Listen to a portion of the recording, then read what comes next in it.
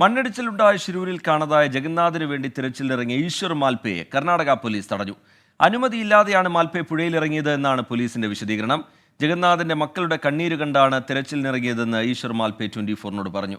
അനുമതി നൽകിയില്ലെങ്കിൽ നാളെ മുതൽ സമരമിരിക്കുമെന്ന് ജഗന്നാഥിന്റെ മകൾ മുന്നറിയിപ്പ് നൽകി.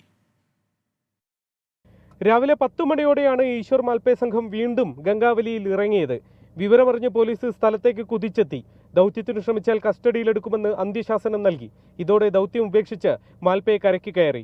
അനുമതിയില്ലാതിരുന്നിട്ടും ഒന്ന് ശ്രമിച്ചു നോക്കിയതിന്റെ കാരണം മാൽപേ 24-നോട് പറഞ്ഞു. കാരണം ഒന്നും വാക്കുമില്ല. ഞാൻ എന്താ പറഞ്ഞു, ഇപ്പം ഇവിടെ ഒരു വലിയ മുതലാളിൻ്റെ അല്ല MLA മോന് കീഴേ ഇരുന്ന് അപ്പം എന്നെ ചെയ്യുമോ? അപ്പം എവിടുന്നാണോ അമേരിക്ക വേണ അല്ല എന്താ വേണ സബ്മറീൻ കൊണ്ടുവന്ന് അത് എടുക്കും. ഇപ്പം പാപ്പപ്പെട്ട ആൾക്കാർ 3 പേരുണ്ട് അവിടെ. അവരെ എടുക്കാൻ ഒരു ഇവിടെ സമ്മതിച്ചിട്ടില്ല. ഈശ്വർ മാൽപേയെ തടഞ്ഞതോടെ പ്രതിഷേധവുമായി ജഗന്നാഥിന്റെ 2 പെൺമക്കളും സ്ഥലത്തേക്കെത്തി.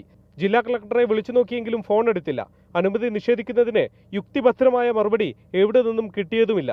നാളെ മുതൽ സമരമിരിക്കാനാണ് തീരുമാനമെന്ന് ജഗന്നാഥിന്റെ മകൾ 24-നോട് പറഞ്ഞു. We are searching for our father. Till 32 days over. Till now we didn't get any identity. We want our father. So you requested Ishwar Malpe to do the search operation? We requested because we didn't get any identity till 32 days over. സമരത്തോടൊപ്പം ഉണ്ടാവുമെന്ന് അർജുന്റെ ബന്ധു ജിതിനും lorry ഉടമ മനാഫും ഉറപ്പു നൽകി. അർജുന്റേതുപോലെ കഴിഞ്ഞ 1 മാസമായി നെഞ്ചുപൊട്ടി കഴിയുകയാണ് ജഗന്നാഥിന്റെ കുടുംബവും. അദ്ദേഹത്തിന്റെ 3 മക്കൾക്ക് അച്ഛൻ എന്തു പറ്റി എന്ന കാര്യത്തിൽ ഒരു ഉത്തരം ലഭിക്കേണ്ടതുണ്ട്. അതിനുവേണ്ടി അവർ സ്വയം നടത്തുന്ന ശ്രമങ്ങളെയാണ് ജില്ലാ ഭരണകൂടം ഇപ്പോൾ തടഞ്ഞത്. ഷുരൂരിൽ നിന്നും വരുൺ വടശ്ശേരിക്കരക്കൊപ്പം ശ്രീനാഥ് ചന്ദ്രൻ, 24.